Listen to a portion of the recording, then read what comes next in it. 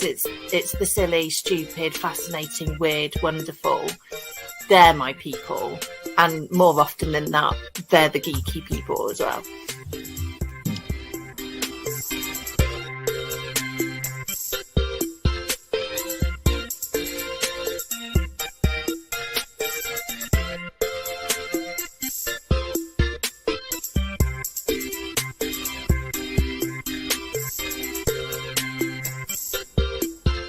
I mentioned Betamax. For anybody older, that's the old version of a video cassette. A video cassette is an old version of a DVD. A DVD is not set in the cloud.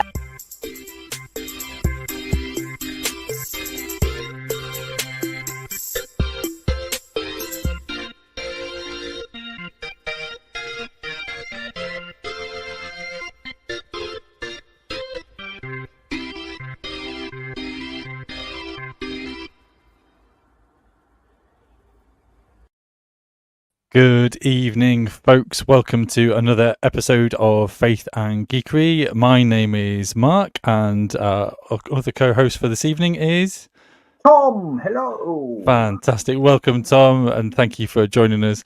And I should mention, thank you for joining us at short notice. Unfortunately, Becca is busy, and tonight we are also what's the word? Joined. Thank you. Completely missed up. I'm really glad that I'm as professional as always. This evening we are joined by Gareth. So thank you, Gareth, for joining us. Oh my gosh, it is going down so well. Oh, good.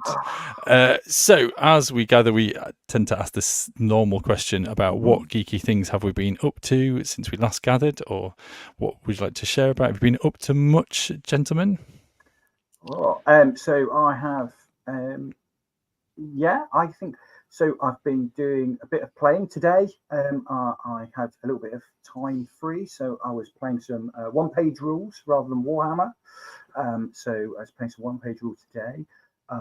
We had some sadness in the family over the weekend. I'm not going to go into details on that, but we had some sadness in the family. So I geeked out a bit to kind of give myself some bit of space. And went and bought and built the Lego Tranquil Garden, which fantastic. Which was and turned out to be a much cleverer set than I originally imagined. I don't know whether you know the set. It's basically it's a bit like a bonsai, but it's a Japanese garden style. So it's got a little tea hut and a pond with some of the pieces for the pond, which are all the transparent pieces, have koi carp on. So that was quite cool. But the trees and the statue in the garden are done, so they're kind of plug in, so that you can move them around. Oh, once you've built it, you can then. So every day since I've put the trees in different locations. It's really cool. Very cool. So so I've been doing that as well. A little bit of peace. I was going to say I think I've got both of those photos to share on Geeky Gallery, but I was enjoying you sharing about it, so that's fine. So I think in the midst of everything else, that's what I've been up to. Gareth, what have any particular things? What my son's got the Lego speeder, land speeder that he's been making. So I've been watching him build that, because dads are not allowed to get involved with the Lego of their 24-year-old sons, as you can probably aware, and geeking out on Disney, because we. My daughter and wife decided they're going to, in the interim for us going back to Disney World, they're going to get off to Disneyland, Paris, and this year, and have a. So I've been looking at, forced to watch numerous blogs on Disneyland Paris, in addition to the numerous blogs that we watch on Disney World. So So. Oh wow! So gearing up for Disney. Yeah. Although I'm not going, so I don't get to see it. So I've insisted that I'll go next time with them to Disneyland. So Paris. The question is, are they going to do a Disney video blog so that you can then watch it when they get back? Hopefully, and I'm hoping that my daughter's going over to America in January for a semester abroad. So she's in the process of booking her Disney World Florida trip. So I'm hoping she takes lots of pictures and that we can reminisce on when we were there a couple of years ago. Wow, that's very cool. Very cool. I was gonna say, geekery wise, I think I've been creating a cosplay costume, and just a few moments ago, I think another element of that got delivered by a horrible firm that delivers things to your door. But I was putting it a bit fine. Exactly. I'm not going to reference them, but they are able to get to things in time because just over 48 hours. I'm going to have to be packed and ready to go, sort of thing. So that's going to be fun, but it's been challenged. You said about kind of sadness in the family. We've had a really obscure sadness recently. One of our chickens died, but it died in such a way we're wondering whether we're not sure how it died, and our concern is that there is a big bird of prey around our garden and its big red kite, which technically shouldn't go for something as big, but it did leave it in the garden, and so the way that it was, it's just left a number of questions about exactly what has happened. And now we've got 3 cowering chickens under a bush, which kind of fulfills that kind of concern. So it's been a bit of an interesting week of kind of going, I hope they're going to be all right. How do you defend your chickens other than locking them away against a bird of prey? Which it was a bit of a big chicken wire all the way over the top of the garden, maybe. I'd rather avoid that, really, but probably. But the one area that wasn't covered with kind of, because we've got kind of like outdoor lights as well, and it was just the one area without those, that, and again it's just like it shouldn't be leaning this way, but it feels as if, and it obviously couldn't go away with it either, so it was a bit like it was just a bit anyway, sorry not to be bleak or anything, but it was just it's been one of those things, and I have been sorting out the chickens and things like that, and so I can be geeky about chickens. They're lovely little silkies, which is a fantastic sort. So I haven't actually had time to do geeky news this week, so apologies. Is there anything that we want to talk about geekily in the news or otherwise? Well, I was going to ask before we got onto the news. I'm just intrigued, as somebody who isn't going to be at Comic-Con, I'm presuming that the reveal of the cosplay, for those of us not at Comic-Con, will be next week. We're not actually meeting next week because it's half term, but the week after. And so thank you for mentioning that. Are you away? That long? No. I mean, I was going to say. Well, that's going to be a cosplay special. So kind of. Well, it's those things of Christians not kind of recognizing Halloween, but also missing out on cosplay. And getting dressed up. So we tend to have one near Halloween as a cosplay special. So that is that. But yes, I'm afraid there's only one person from Faith and Geekery who was around at 3 Generate for our kind of youngster Faith and Geekery, who was there and in on the know, because that was the only place that we shared. So if you know any youth who went to 3 Generate and went to Faith and Geekery, which is a very small Venn diagram of kids, but you might be able to get some inside knowledge from that. So other than that, shall we move on to our quiz? If you've got pen and paper ready. I have my pen and paper. Fantastic. So let's run the promo.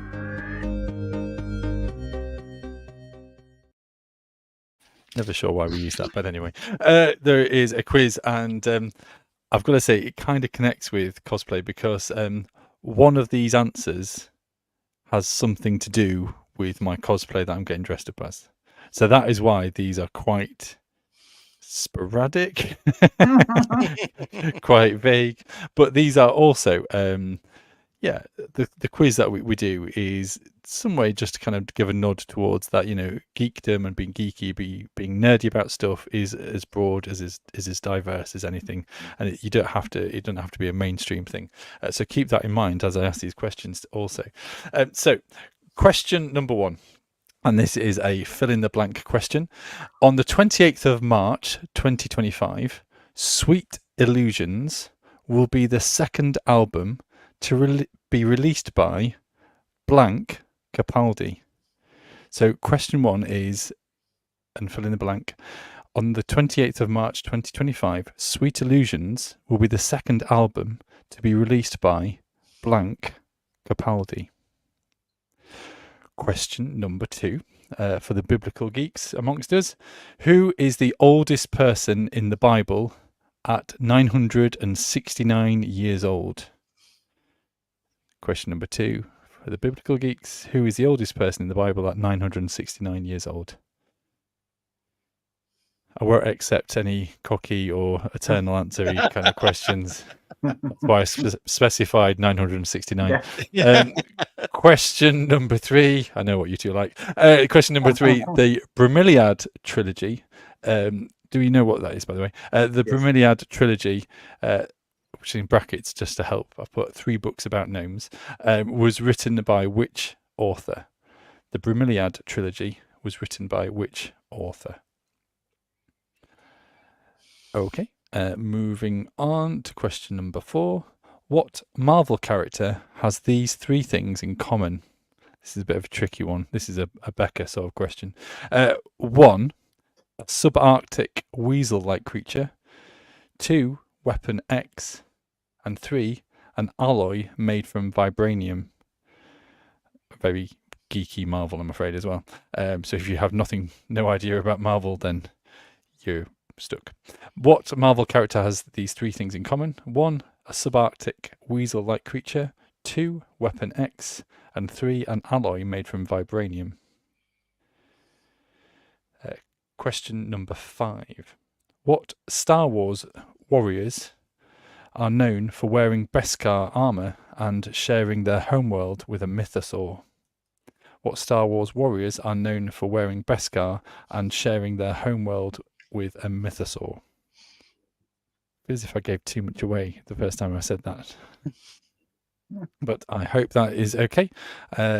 Good evening, folks. If you'd like to share anything that you would like to, that you've been involved with in a geeky way or otherwise, but you've just joined us for our quiz. Folks, what have we got have we got all our answers sorted and otherwise? I think so. Do you need any of them repeating? The answers to some would be good. If only it worked that way. If only. Well, I can ask you for your answers if you like.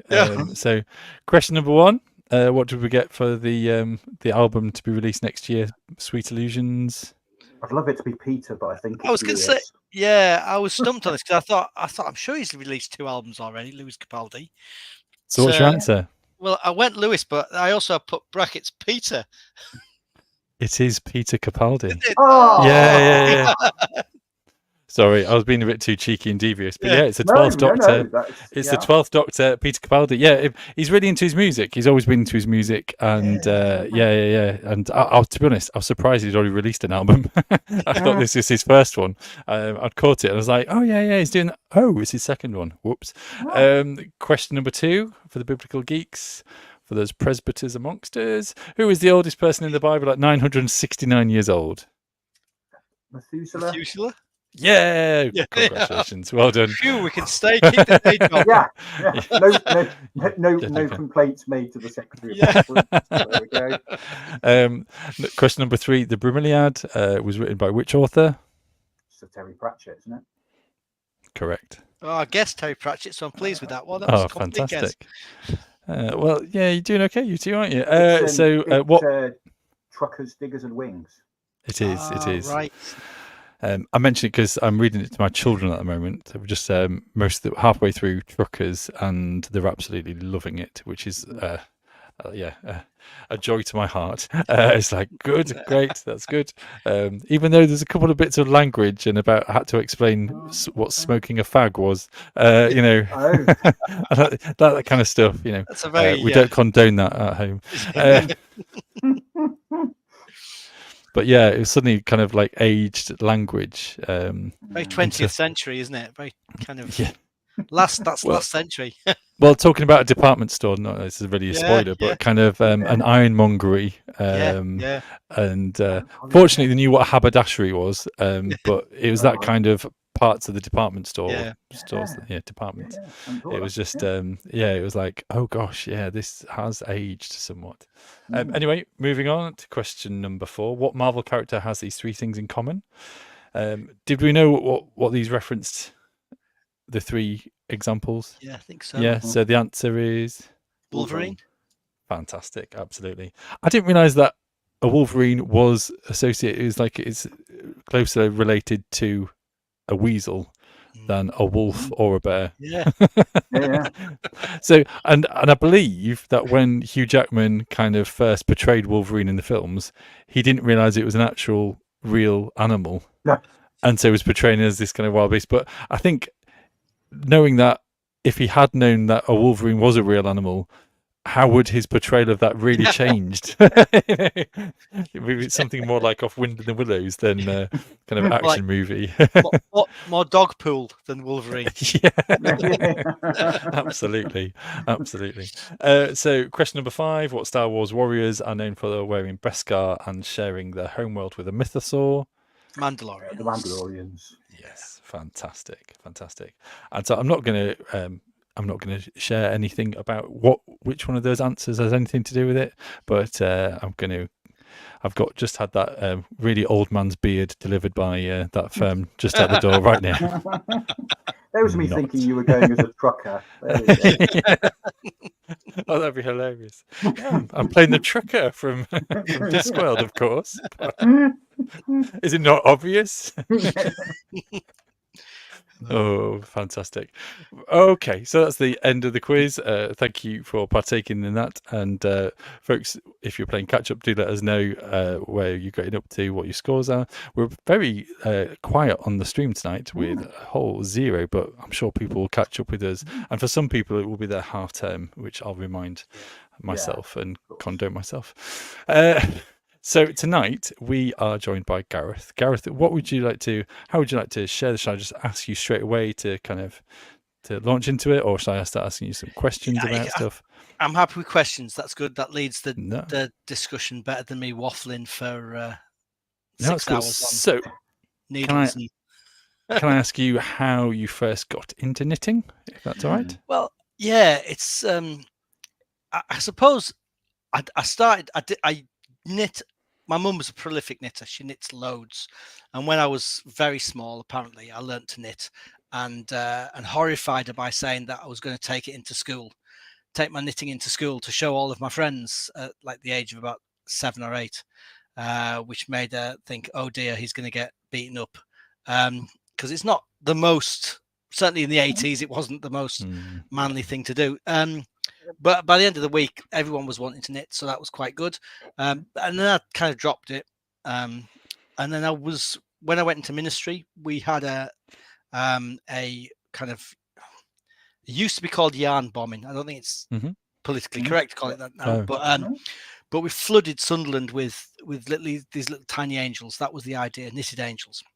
So I said to one of my churches, would they set up a knit and natter group? Because I thought it kills 2 birds with 1 stone. It kind of makes the idea that it's a friendship group for people, and also it would get these angels made. And this little old lady said, "We'll set one up if you learn to knit."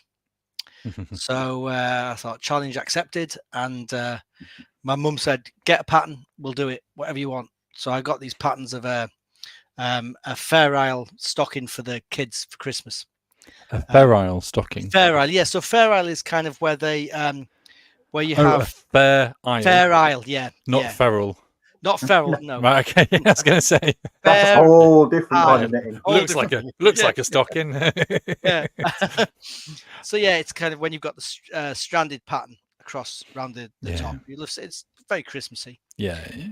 So I started on that, took it into the knit natter, and said this is what I was doing. And they said, well, you can't start with Fair Isle, but I had, so I just kept it going. And then I just find that, so that's how I got into it. And then I just find it really relaxing and kind of keeps my head focused and on stuff. So yeah. Yeah. And have you got any examples of your knitting sort of thing, or is there, or how did they develop? Did it develop in a certain way, or? Yeah, I mean, I started off with obviously the little angels and the stockings and stuff, and there's so many mistakes, and it's like anything, isn't it? When you start it off, there's drop stitches, there's kind of seams, and so and then somebody said, well, if you're knitting, why don't you do crocheting as well? So, and being a bit of a geek, I thought, well, I'll do a crochet thing. So some of the stuff's toys. So I made my little crocheted Eevee. Wow, that's very cool. So for podcast listeners, he's just kind of Gareth has just shown up a really cool Eevee, lovely bushy tail, like not at all like a weasel, but more like a fox, with a white collar, a white fluffy white fluffy neck collar, and so I do. I mean, other toys. There's like a little kind of a dog for those who can't see it, and some of it's quite odd. There was a knitting shop opened across from the church, so I went in to have a look at that, and got speaking to the lady. And so this is a hot water bottle cover with gnomes on to keep in line with the typewriter thing, and mushrooms. And so that was knit in a really odd way, because I had there's different types of needles. So there's kind of points, double pointed, circulars. This was done on circulars, but on 2 circulars.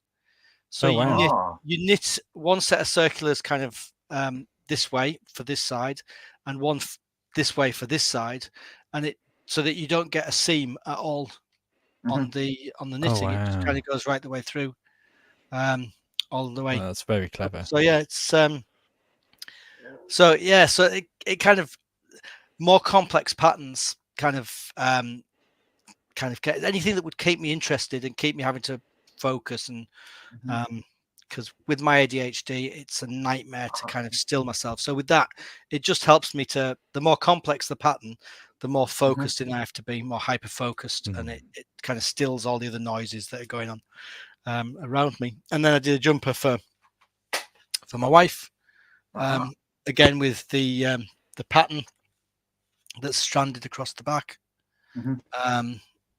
And you didn't just buy that from Sainsbury's, did you? No, I did. I did definitely knit that. I definitely knit it. So I often go into shops and look at their knitting and their kind of woolen wear, because I'm sad like that, and think, I couldn't knit it for the price. I couldn't buy the wool for the price of what they do. I mean, it's worth. I mean, you will know this anyway, I'm sure. But of course, a lot of the knitwear in shops is, of course, knitted on knitting machines. It's not, yes. Yeah. I remember I worked at Croydon College for a while, quite a while, and one of their big things was Croydon Arts College, which was where David Bowie went, and others. And they had a big fashion department. The first time I went over there and saw their knitting machines, and I was like, "What is this?" Yeah, they're amazing things, but you can't replicate what they do by hand knitting. No, you can't. No, you can't. I was going to say, I remember from the 80s, my mum tried to get me to knit, because my mum is also a prolific knitter. Try saying that very quickly. But my mum tried to teach me. I really couldn't get it. I suspect it's more to do with her teaching style than anything else. But I don't think I was that bothered either. But she had a knitting, like a manual knitting machine, which kind of like a slide. Thing. Yeah. And you just go. And I have to kind of load it up, which again I was like bamboozled by, because I didn't exactly know how it just didn't do just straight lines of. I don't know how it. I don't genuinely know how it works.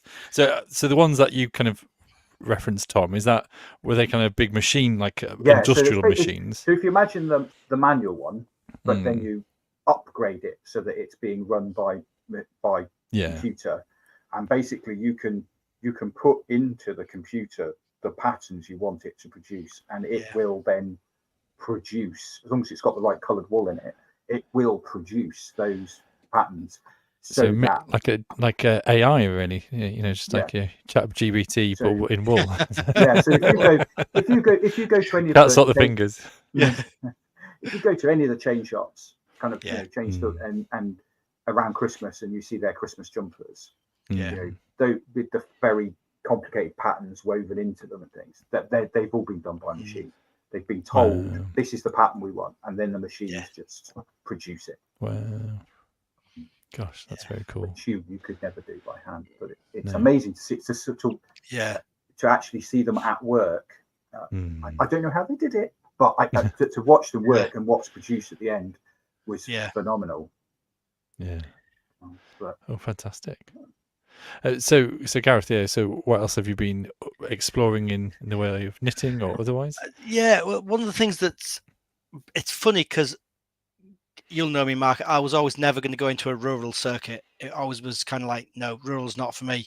And this appointment that I'm in now as a presbyter is a rural circuit on the coast, and it's I kind of got together with a lady who's she runs what's called a Gansey workshop, but she basically, in one of my churches, she has an exhibition every year where they look at fishermen's jumpers. And that was really fascinating because it was all of the different patterns that were associated with the different localities from where we lived, and seeing the history of that, and especially the idea of each of the different kind of villages along the coast had their own pattern. And I said, well, why is that the case?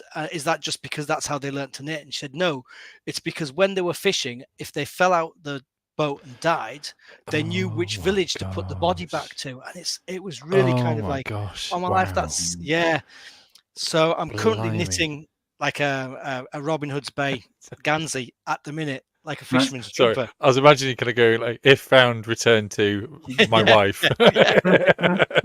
Sorry, I didn't mean to go off down like a dark track. Wow, that is fantastic. That it's had such a practical purpose. Yeah. Just as you were explaining kind of these kind of kind of local kind of themes, I was almost thinking like it was like tartan sort of thing, but I guess it was that, but very locally. Like so there's like different twists, and there's things called ladders and cables and ropes, and they're all different stitches within the wool. And so when you see a pattern that's kind of like goes round like that, or it looks like it's like intercrossing, that's a cable. And so how many cable stitches they've got, and how many rows, and what stitches they've got between the cables, all is kind of representative of the area. So it's and it was a real wake up that actually this wasn't just something that people did for fashion. It actually had a realistic purpose to it. It's like geolocation. It's like it's just, wow, that's mind blowing, really. Wow, fantastic. And so you kind of reference this about to help you with kind of ADHD. How do you find that the practice of, or the hobby of kind of knitting works? Is it just something to I kind of it's something to keep me focused. So I'll sit down on an evening, or if I've got time off, and I usually have a big kind of like the Gansey's on at going at the minute, and it's been on for like 2 months, 3 months. Well, I was doing it at Greenbelt, so how long ago is that? So it's and it's just when I get the time, just sitting down saying, right, okay, how do I stop the noise? And because there's a lot of counting, a lot of repetition, a lot of kind of making sure that the stitches are in the right order, in it, that it actually just it forces me to kind of to focus in on what I'm doing and kind of switch off the distractions. It does get a bit, and my wife Jackie will say, she'll be talking to me and I'll get quite passive aggressive and go 5, 6, 7, 8 as I'm counting. And she'll go, oh, right, I'll just wait till you finish that row, shall I? So, yeah. Oh, good. It's interesting because I think that's interesting here because my mum knits and has been a prolific knitter, and my wife knits. And certainly my mum, not so much my wife, my mum just normally, most of the time, even with fairly complicated patterns, just knits by, her hands are doing it. So she would happily continue a conversation while knitting, and she'll be producing these ridiculously complicated cable knit stuff. She's just there, and she knows when she's got to the right number of stitches to know that. I mean, nowadays she tends to knit a lot of the time she knits on circular needles, almost everything, just because it's easier to put away. You're not left thinking, right, what am I going to do with this needle? Yeah, I'm a knit rope, pearl rope. Yeah. So, but it's interesting to have somebody to So I grew up with knitting just being something somebody does with their hands while they do it, so to kind of deliberately do it as something where that is the focus. Yeah. I mean, my mum's the same. She just kind of gets on and does it. Right. But for me, I find that actually that sense of having to concentrate. I think if I was just doing knit, pearl, knit, pearl, knit, pearl rows, then I could just do it. But that's why I try and pick things that are a little bit more complicated patterns, or that need, like the toys, that need you to be constantly thinking about what the next stage is and where it's going.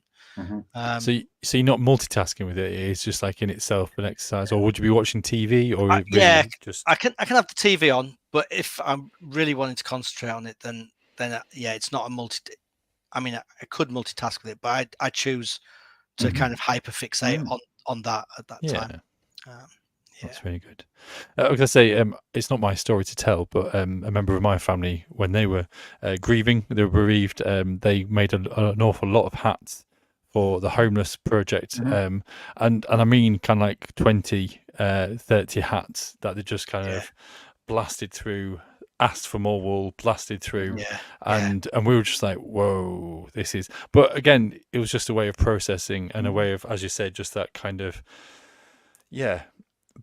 doing and engaging with something that doesn't require you to, it gives you the enough of a focus to fixate on, but not to have to then kind of engage with other stuff when you've got raw emotions and otherwise going on. So I find that quite interesting, and that kind of connection there. Do you find that you're kind of prayerful as you do it, or it really is just kind of more practical reflection? It depends on what I'm doing. So I started a prayer shawl over the Easter Lenten period, and that was very much there was prayer going into it, because it was aimed. And when I did a shawl for my wife's mother, for my mother-in-law, for Christmas one year, and that was very much a case of, well, as I'm going to be very kind of deliberate in the knitting here. I'm going to deliberately pray into it as I'm doing it.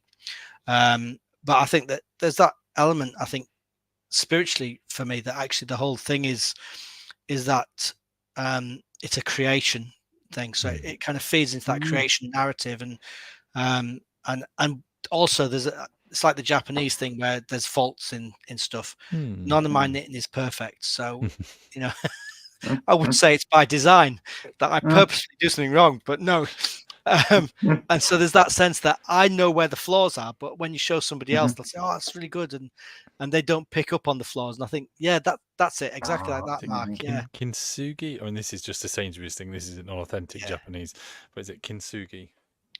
Yeah, and I think there is that element that it reminds me that I don't have to be perfect. That it. I mean, where I took my Ganzi work into this lady that in one of the local, she's not actually from the church, but she puts on the show. And I said, "Oh, I'm not happy. I've got bits wrong here." And she said, "Yeah, but that's all part of the learning process. That's all part of that makes it unique to you. That those kind of imperfections within it." And it was interesting to see somebody without a necessarily spiritual background picking up on the idea of saying, "Yeah, but none of us are perfect," and that plays into the kind of the area of, the knitting reflects us as such. Does that reflect the kind of the knitting community as well, that they're kind of embracing, or are they kind of gateholders to it, or are they like? I think they're very. I found. I mean, I go along to various knit and natters in the kind of localities, part of my job, and ones that's just in the village that we live in. That also then they double up. 1 week they're in a community hall, and then the next they all go down to the chapel. So it alternates, and they were, very, very welcoming. Some scruffy young minister turns up at their door with a bag of knitting and starts to join in, and there's lots of help and support. So there's, if there's elements where you're having difficulty with something, I've always found that there's always somebody on hand that'll say, "Have you thought about I was dropping a lot of stitches early on one of my projects, partly because I think the kids were home at the time and there was a lot of distractions, or they would pick my knitting up and move it, and then the stitches would fall off the knit. And a lady said, "Oh, have you thought about putting this kind of like what does she call it now? A magic strand in? So you've got, like, as you're knitting through, you've got a strand of loose wool that acts as like a safety net. Oh, So wow. if it comes off, it doesn't kind of unravel. You can then just pick it up as you go along." And blimey. That's very cool. So yeah, it's and loads of little techniques, like, how are you casting on? Have you thought about casting on this way? And you learn all sorts of little nuances, and everybody's learned from somebody else. And I think that's so the community itself is really quite quite positive and supportive. And with that in mind, Angela's commented, "Just tuning in, and Gareth making me feel better about my knitting already." So welcome, Angela, and glad that you're feeling uplifted. That's good. Yeah, I'm interested. Yes. I mean, there's a couple of things, but sticking with the wool and just the knitting rather than the kind of knittivism stuff, which might be worth coming back to. Have you been at any point? So, because I remember growing up, my mum had a spinning wheel. She got drawn into that kind of actually just getting wool and making the wool to be knitted for. Have you been drawn into that yet? Is it something that even tempts you into? Oh, absolutely. I'm desperate to start to find. There was a group in my church that I couldn't get to because I had meetings on. That did like a course. I was like, I need to do that. That's the next thing, and get a spinning wheel and properly do it. And I had a friend whose son had sheep. Just like they had about 4 sheep, and they had them sheared, and wool's not the price of wool, or the price for fleece is not very high for farmers at all now, and so they're finding other uses for it as well as wool. But he had it spun and dyed, and so I bought some from him, and specifically knit a jumper with it. And put some into a hat and various things, and it was nice knowing that I was knitting with somebody that with a wool that I knew the sheep, as it were. But I'm very much a wool snob as well, so sadly it's like anything. Once you get geeky in it, it's like, oh no, I can't use that, it's acrylic. I always say, I've got stashes and stashes of wool, and like everything I say, my biggest fear is that I pass away and my wife gets rid of it for the price I told her I paid for it, rather than the price it actually costs. So now I think there is a theory. Isn't there like a wool index of how much you're meant to have, depending on how many projects it is? And I can't remember the exact thing, but my wife has a stash of wool, and I'm really glad that we have so many Kallax boxes full of the stuff.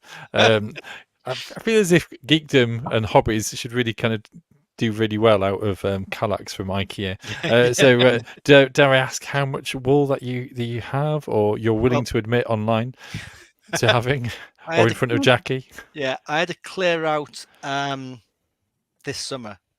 So I went through all of my wool stash, which was about, I think I had about 5 big bags, like not carry, like bigger than, or moving boxes worth of wool.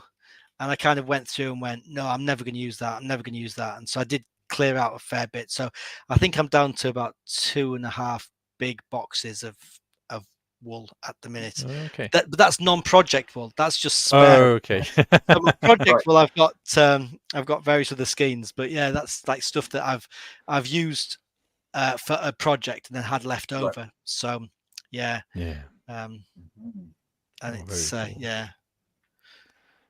And is it something that you do? I'm presuming it is because of what you use it for. And you mentioned being at Greenbelt. It's something that you do all the way through the year. I'm just thinking, because I'm looking at, I don't think I've seen my wife. She tends to knit during the winter when we've got the fire on. But then come the summer, it kind of gets packed away. I can see she's halfway through things. But I presume for you, it's something you do. Yeah, I try and keep going all year round. Actually, Greenbelt is fantastic, a place to knit. Right. So because I just shove the project in the bag, sit in a field in a chair, and either listen to some music or a talk and just knit. And it's amazing how many people will come up to you and ask questions about your knitting when you're in a field in the middle of nowhere, surrounded by stages and things. You know, and yeah, funnily enough, I had a conversation with a lady at Greenbelt this year. She saw I was on with the Gansey, and she came over and she said, "Oh, I'm desperate to start a Gansey, and I've got a book." And I happened to say, "Oh, is it this book?" And she said, "Oh, no, it's not. It's more Cornish patterns." So I reached into my bag and went, "Oh, it must be this one then." Because there's like two that are really kind of the Bible of Gansey knitting. So yeah, and she, that's the one. So we had quite a good conversation about it. So yeah, it's. I guess it is one of those hobbies, crafts that to see somebody else doing it, you can kind of see how they are kind of moving their hands, and you know, it's one of those kind of like practices I do rather than just like the vocal or the written down instructions can be very hard to decipher. Yeah, is that? I think so, and I think everybody kind of has a slightly different style of, you know, of stitches. And I know I can't. My sister is left-handed, and she learnt to knit from YouTube, and I cannot sit and watch her knit because she does this huge big loop before she comes back, and it's like, that is so inefficient, and it drives me crazy. But yeah, the kind of, it is, you look at other people and you think, oh, that's a quicker way. So cast-ons, you know, I watched somebody cast on. Can you explain to people what casting on is, by the way? Yeah, sorry. A cast-on is where you've got, right at the beginning of the project, when you've got nothing on needles, to get the number of stitches on for your first row is called a cast-on. Cool. And there's various different ways of doing it. And I watched a lady do it a couple of years ago, and I thought that the edge that she produced, so that kind of how you cast on affects what the edge, the bottom edge will look like of your, or the top edge if you top down. And I saw her edge pattern. I thought that's a much neater and tidier way. So as a result, I completely changed my way of casting on, picking up from what she'd done. So there's that amalgamation of different styles and different techniques. And all of the shorthand, it's always good to be able to go back and say, what does that knit pullover, knit 2 pullover, purl 1 mean, and that kind of thing. So it is like learning a foreign language. And I was going to say, is there a difference with the American style of doing it as well as the UK? Is that correct? Yeah, their needle styles are different, and some of their terminology. So at the beginning of a pattern, it's good to know whether it's an American pattern or a British pattern, and what size needles they're using. And because I tend to work in millimeters, whereas they have specific numbers that they will talk about, a bit like their cups. And you know, the Americans, you know, it's a cup, but how big is that? You know, Well, we do have a couple of viewers, if American viewers, if they're in the comments, but maybe not tonight. But please do be in touch. Of course, folks, if you are catching up on this, you can chat to us via Discord, and or if you are aware of our Discord, please join it, and then can carry on the conversation if you're not watching it directly. But a little nod to Brandon, who is likely to be catching up at some point. I thought I'd mention him by name. So yeah, I think. Thank you for sharing about knitting. Is there anything that you want to impart to people, giving it a first go or otherwise? Yeah, I think don't be too precious about it. You know, make the mistakes and enjoy making the mistakes. You know, I mean, I've been kind of knitting kind of seriously now for probably must be getting on for 10 years. And I still, this Gansey that I'm doing now, you know, it was off and on the needles 4 times at certain points, you know, and I had to take it to my mum and say, Mum, I take it off. I can't do it. Just pull it back and kind of get it right for me. Because I think there is that, and the community will help you, you know, so find a local knit and natter if you can get one. There's loads of tutorials on YouTube, and but have a go, because it's creative and it's fun. And even if you're knitting a scarf, that's like Tom Baker's scarf from Doctor Who, just get on and knit, just knit pearl all the way through for 15 feet or whatever it was.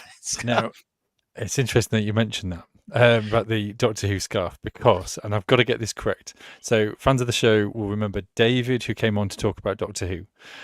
His brother is a producer on Radio 2, and both of them as brothers got a Doctor Who scarf from the Tom Baker era as a gift that one Christmas. So they've both got these Doctor Who scarves. Peter Capaldi was coming on to Joe Wiley's show a couple of years back to I can't remember if it was like dropping that he was leaving, and they're good friends, or they're relatively good friends, and Paul was there, and so he actually he'd brought his scarf with him, and so on the day where he was talking about kind of stepping down, Peter Capaldi was actually wearing the scarf that David's grandma had actually knitted, and it was just really quite cool and surreal. Sorry, I thought I'd mention that. And David, do get in touch if I've got that. There's elements wrong. I'm fairly sure that's how it is, but it was just like this really cool kind of a relevant present from a grandma from the 70s, 80s, and to kind of come full circle and to actually have to be a part of that kind of Doctor Who kind of story. It's quite fascinating, really. Well, thank you, Gareth, for sharing about that tonight. Thank you for having me. Yeah, no, it's fine. I need to put my hand up though and kind of confess that this is one of the few kind of hobbies that I have genuinely no interest in, but it's purely a physical thing. Because when I was little, I used my parents used to put me in balaclavas with like the face, a bit like what's his face from South Park. Kenny. And so I was always forced to, because I used to have earaches and all that, blah blah blah. But kind of growing up, I hate the touch of wool. It's like kind of imagining to bite it. And it just prickles me, and every time. And so Becky likes to crochet stuff and occasionally knit stuff, and she'll occasionally just pass them my way and kind of go, how does this make you feel? And I'm like, no, as in to test, because there's just a couple of it. It's mostly out polyester or something, I don't know. There's something that is fine for me to touch, and genuinely it's just such a sensory thing that I've got to touch and kind of go, oh no, oh yes, or definitely not. Keep it away from me. Some nice yak wool is what you need, or merino wool. Oh, yak. Yak or merino that is worsted, not carded. Because it pulls all of the fibers into the same order of line, and you don't get the itchiness. Oh wow! Fantastic. Well, okay, I'll yak wool. Yak or merino. Yak or merino. Cool. Yeah, fantastic. Thank you. Yeah, sorry. Yeah, so that was the only thing. Is that was just it just makes me. My neck. Anyway, but thank you for sharing. And I don't want to take really it away from that. That is really fascinating. Really, really fascinating. We have got time to talk about our Geeks Gallery, or our Geeky Gallery. Can you, just before you go there, can you show up your Eevee again one last time? Because I think that was just absolutely fantastic as part of our own Geeky Gallery. Wow, that is fantastic. How big is that? That must be... It's about... I've got a ruler so I can measure it. There you go. In true geek form, it is about 28 centimeters. Wow, so nearly a foot. So nearly a foot long. Yeah, that is very cool and very clever. Yeah, it's cool. Thank you. So I'm going to come on to our proper geeky gallery now. But here we are. We've got Lydia sharing her Highland Coup. I think it's felting. I believe is. Very good. Yeah. And so it's like a Highland cow, and it looks like as if it's on a piece of cloth or a piece of kitchen roll. But I'm sure it's not kitchen roll. It must be some sort of designated fabric, which looks fantastic. I've shared in a little brief scribble, but basically this is a little nod to to basically our campaign that we've been playing for about 4 years, D&D campaign, and we've finally leveled up to level 11. This is the highest I've ever got in D&D so far, so you can guarantee my barbarian is going to die very soon. I think the thing is that if you know the campaign, it's the Rime of the Frost Maiden, and we've already come across the Frost Maiden a couple of times, and so I think we know where it's heading, and it is heading soon. It is going to come to a conclusion, I hope, in the next couple of months. But it's been a really fascinating journey, and we've just been in. Well, I won't give anything away in case if you are on the campaign, folks. So, but yeah, it's been an interesting one. Moving on. Before we move on, that reminds me, Mike. One of the geeky things I have been doing is trying to decide whether to go in on a Kickstarter, which is RPG on Discworld. So it's a Discworld RPG. Now, I don't generally do RPG. I do tabletop. But it's the first time I genuinely be tempted to actually go in on an RPG, because it's like, it's Discworld. I believe I actually have this on one of my my tabs, because I'm aware it's quite costly, but at the same time, there's 15 days left to go on it as of recording. I have seen it. I have talked to various people about it because it's so tempting, especially as I think I kind of play D&D as if I play it in a Discworld kind of world. Whereas my brother-in-law, who's running our campaign, is much more bleak and desolation, and there's nothing, and it's fantastic, and he does it brilliantly well. But it's just an interesting way of. So I'll be really intrigued to see how their RPG, their kind of role-playing game, kind of really works. But using that as a springboard into our next pictures. So I think that's Graham Gog on our Discord is sharing about founding a role-playing in the devastation of World War II, Twilight 2000, and Tiram said, "Holy cow, yeah, that's I've got a version of that from a long time ago as well." So there's a couple of pictures here of, I mean, the left-hand side looks very Rambo-esque. G.I. Joe. Yeah, I was thinking G.I. Joe, very kind of. Kind of that. Is it 80s or even late 70s? I'm not sure. I mean.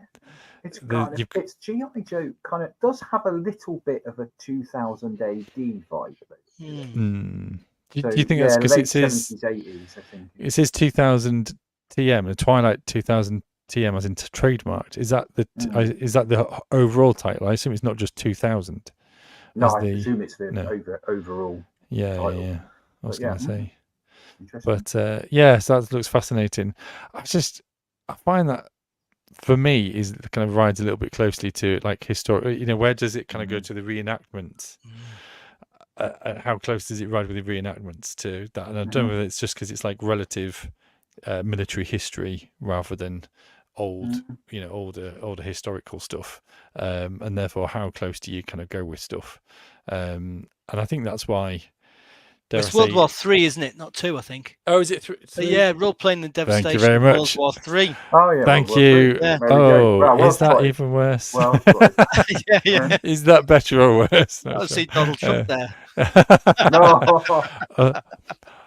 Other dictators are available. Wait. If that comes back to bite us in years to come. It's not just the Simpsons predicting our future. No. So let's move on quickly, shall we? Here, Tom, you've shared about this earlier, but I thought here's some lovely photos to go with it. Photos of it. These look fantastic. I've been umming and ahhing about the garden one for a while, because generally in this house the botanical sets are Lorna's thing. She has all of them apart from one. She made, and which is great because I always forget to buy her flowers. She loves flowers, and I always forget to buy her flowers. So she has Lego ones that don't need replacing. I did buy her at Valentine's. I bought her the full bouquet of Lego roses to make, but I have the bonsai tree, but I've been umming and ahhing about whether this genuinely goes with the bonsai tree or not. But the base of it, the black base that it sits in, is very much modelled on the bonsai base as well. So they are complementary to one another. But like I say, I didn't realise until I was kind of buying it and building it, that the plants can be, the trees can be moved around to different locations. So and on here it looks as if is it the fountain as well being moved? Is it a fountain? Yeah. Well, it's a statue or fountain of some kind. Yeah. So they move around. Yeah. And for those listening on podcast, I mean, it is like a fantastic little kind of garden, and the little kind of the blossom trees are depicted by, I would call it like the old-fashioned green tree branches from kind of Lego sets from years upon years ago, but are like white and pink in colour. Which or is it white with pink bits on them? Yeah, it's white with pink bits in. So it's got pink. I think those are flowers. What's really clever is if you've got the bonsai tree. I was going to say, did they have the swap over for the bonsai? Because the bonsai comes with two different types. So you can have the blossoms or the. Yep. And the blossoms on the no, so it's only blossoms on this one. Right. So it's only blossoms. The blossoms on the bonsai are done in part with pink and white chocolate frogs. So the chocolate frog piece that they designed purely for the Harry Potter set, they've now used in all kinds of colours. But in the bonsai, they produced pink ones and I think white ones to help with the blossom for the bonsai tree. They do sometimes. They do in other sets. So I have the tree house. In fact, it's just behind me up there. Yeah. And the tree house comes with two sets of colours. It comes with the green, but it also comes with the autumn brown. Wow! So your whole kind of display can be autumnal or otherwise. And do I remember rightly that you've got your winter mode of your houses, or is that somebody else who has the winter mode of the kind of houses, like the snow and bits and pieces? I have the Winter Village sets, which come with snow on the roofs and things. I think I've been chatting to somebody who has kind of gone in for kind of so they've got normal house like Habitat or something like that, and then they have like the white snow to go on top of it.